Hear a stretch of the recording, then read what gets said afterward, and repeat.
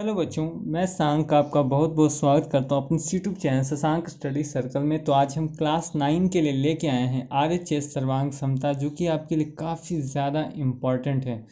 समझे तो ये आपका जिस पूरे चैप्टर का सबसे जो आसान थ्योरम और सबसे अच्छा थ्योरम आप कह सकते हैं। तो कहता है कि यदि एक समकोण त्रिभुज का कर्ण और एक भुजा दूसरे समकोण त्रिभुज के क्रमशः एक कर्ण तथा संगत भुजा के बराबर हो तो वे समकोण त्रिभुज सर्वांग सम होंगे। ठीक है, यानी ये दोनों क्या है, भुजाएं, यानी ये दोनों कोण जो है वो बराबर, क्योंकि 90 डिग्री है। और कहता है एक संगत भुजा, मान लीजिए भुजा इसके बराबर है, ये भुजा इसके बराबर है, तो क्या है कि ये दोनों त्रिभुज क्या है, सर्वांग सम है। ऐसा हमको सिद्ध करना है। तो दो त्रिभुज हमने ले लिया। तो सबसे पहले हम लिखेंगे कि दिया है, क्या है, दिया है त्रिभुज ABC तथा त्रिभुज DEF में। ठीक है, आप चाहें तो जो भी नाम आपको लेना है ले सकते हैं। दिया हुआ है कि एंगल B जो है बराबर है एंगल E, क्योंकि दोनों का मान क्या है, 90 डिग्री है।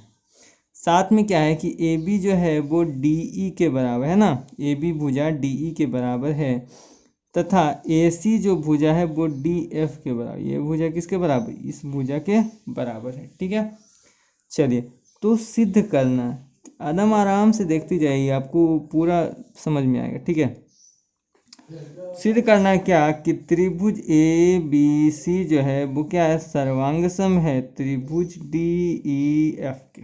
ठीक है, अब देखिए कुछ बनावट तो हमको लेना पड़ेगा ना, बनावट या आप रचना लिख सकते हैं। ठीक है, ये आपकी मर्जी पर डिपेंड करता है। लिखेंगे कि FE को जो है G तक बढ़ाया, क्या है, FE को क्या है, G तक बढ़ाया, ताकि जो हो जाए EG बराबर हो जाए BC के।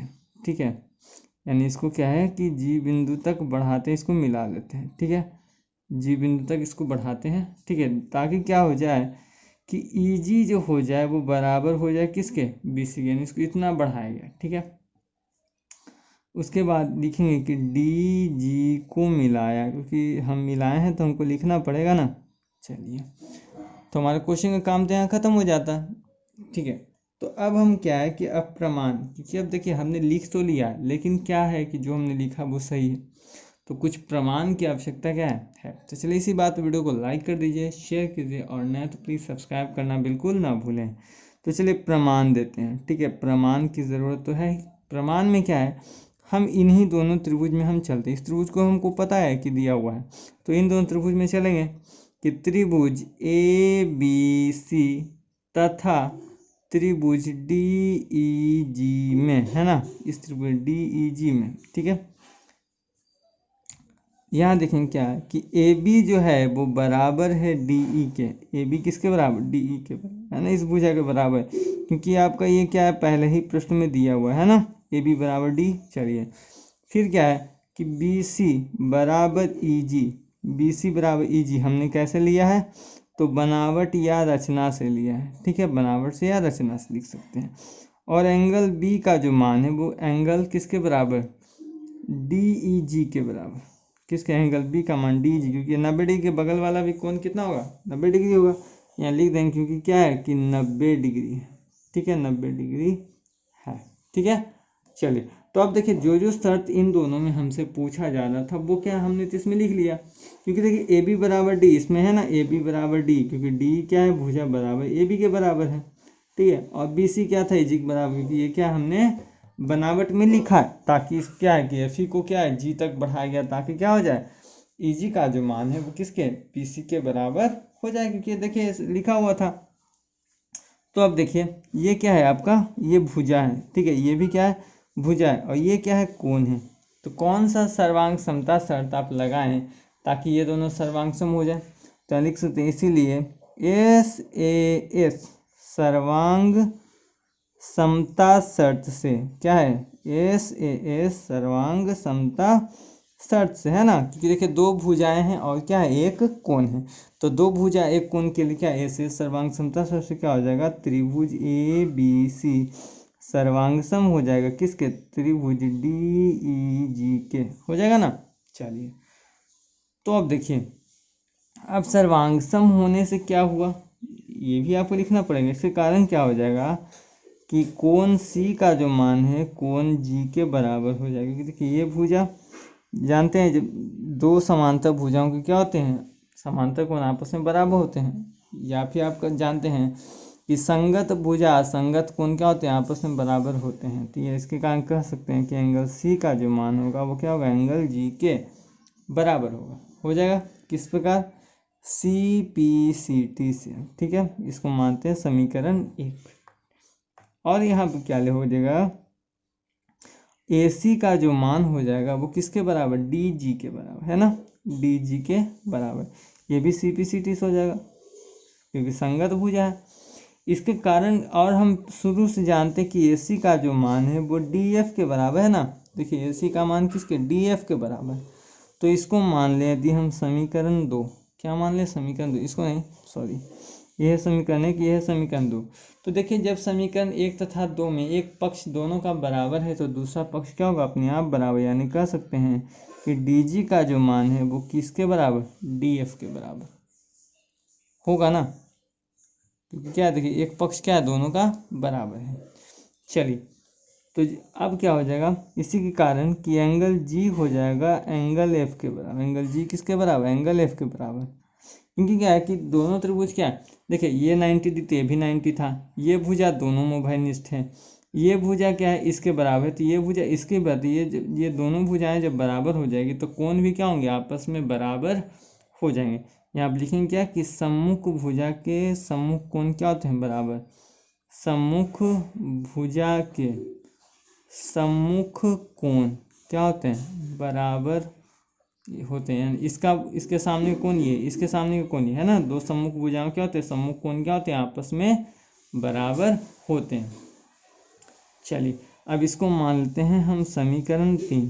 क्या मान लेते हैं, समीकरण 3 मान लेते हैं। तो आप यहाँ पर लिख सकते हैं कि समीकरण 1 तथा 3 से, क्या है, समीकरण 1 तथा 3 से।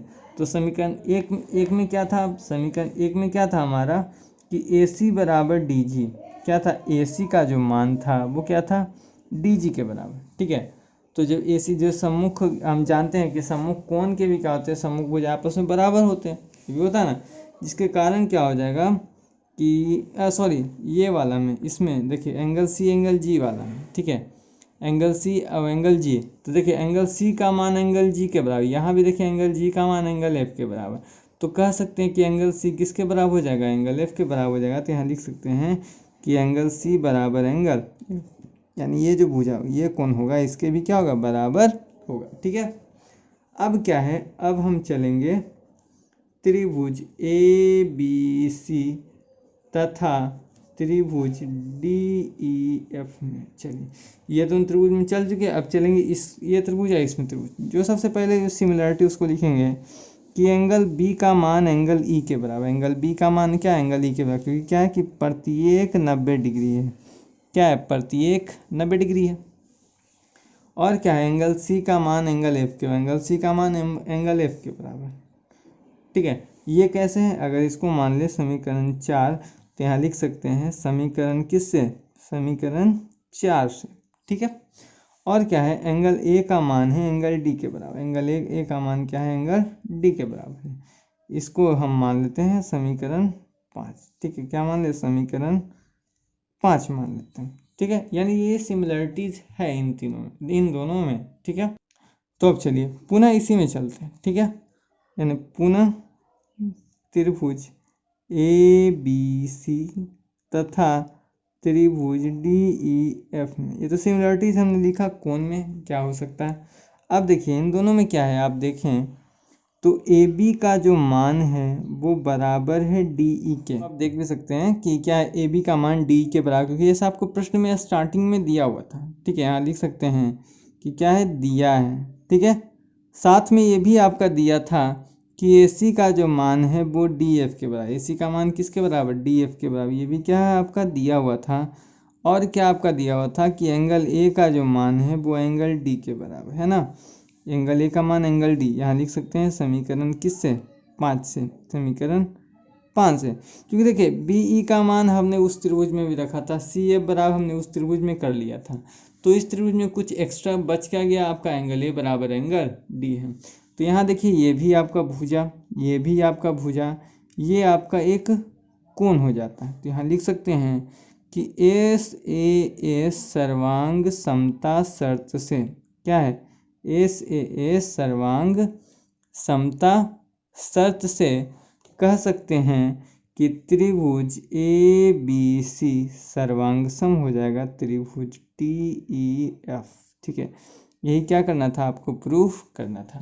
तो आशा करते हैं आपको ये वीडियो पसंद आई होगी, समझ में भी आई होगी। तो इसी कारण वीडियो को लाइक कर दीजिए, शेयर कीजिए और उन तक वीडियो पहुंचाइए जिनको इस वीडियो की सच में ज़रूरत है। और नया है तो प्लीज़ सब्सक्राइब करना बिल्कुल ना भूलें। तो आज के लिए इतना ही, मिलते हैं नेक्स्ट वीडियो में, तब तक के लिए धन्यवाद, जय हिंद।